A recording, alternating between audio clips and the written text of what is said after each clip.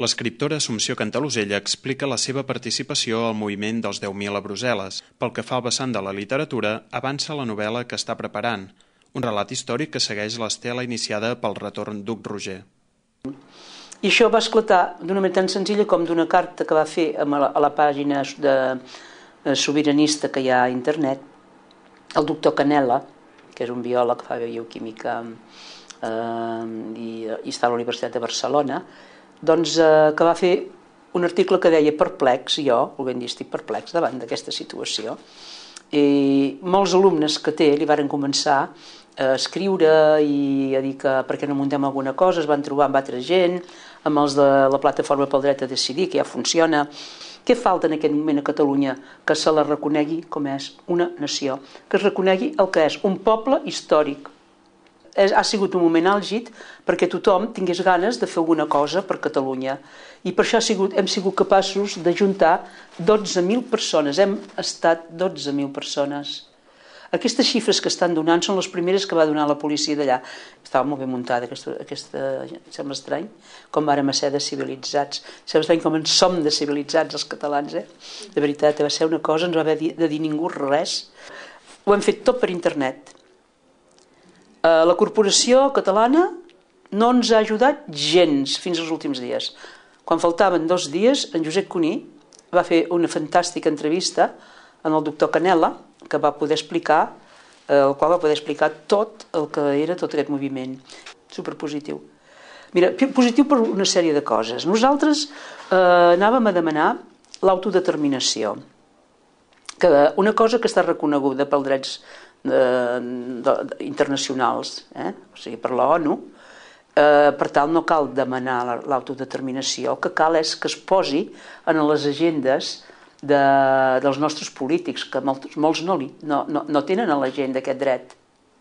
Finalment, els catalans, allò que diuen que som incapaços de fer, de moure'ns, 12.000 catalans ens hem mogut, hem agafat avions, han anat amb autobusos, han anat sortint de la feina cuita corrent en cotxes, fins a un lloc que era difícil d'arribar-hi, perquè en tan poc temps era difícil d'arribar-hi, com és Brussel·les, i que hem desfilat durant 3,5 quilòmetres sense fer ni una mica de malestar a ningú, sense la més petita incidència, i ens hem limitat a demanar una cosa que desitgem, que és que ha vingut un moment que ja no creiem en l'Espanya que es vol federar amb nosaltres, que ja no hi creiem, en Zapatero ho ha deixat de dir ja tot això.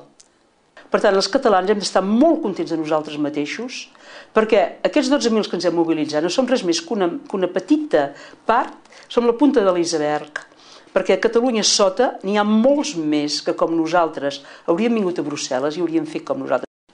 I per tant li pronostico un bon futur, a part que continuem, ja estem intentant muntar una iniciativa legalitzada popular. Només et diré que ja he fet 2 edicions i no sé si estic a punt de la tercera. I no em fan edicions de 1.000 a mi, Això t'ho he de dir perquè me'l fan de 4.000.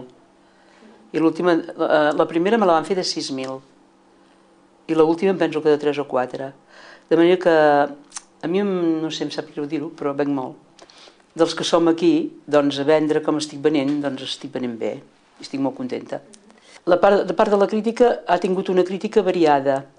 O sigui, he tingut des l'última, perquè els primers han tingut molt bona crítica totes.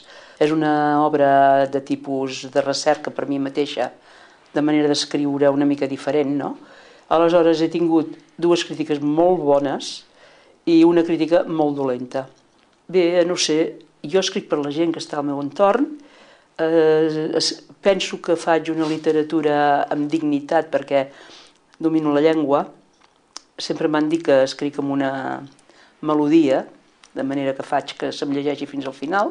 Mira, he començat una novel·la històrica, que estan a punt d'acabar-se. Dic estan perquè he passat del singular al plural, no és cap falta de concordança.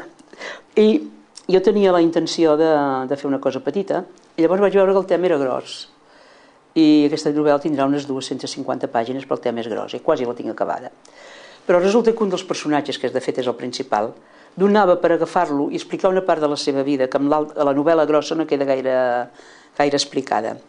I llavors què he fet? Doncs he agafat aquest personatge i l'he tractat durant aquesta època de la seva vida en la qual va ser realment l'època de la seva formació, l'època que va tenir tots els problemes i que no vivia a Catalunya concretament, que de fet totes dues lliguen juntes, tenen relació, però es pot llegir perfectament una sense l'altra. Per mi el paper de la novel·la és entrar en uns mons en els quals fas com una mena de joc entre el que és la realitat i el que és la metàfora, el que significa aquesta realitat. I és a través del món que tu vius, ficat a dintre d'un llibre, la resposta que el lector dona a tot allò que ha escrit el lector és el valor de la literatura.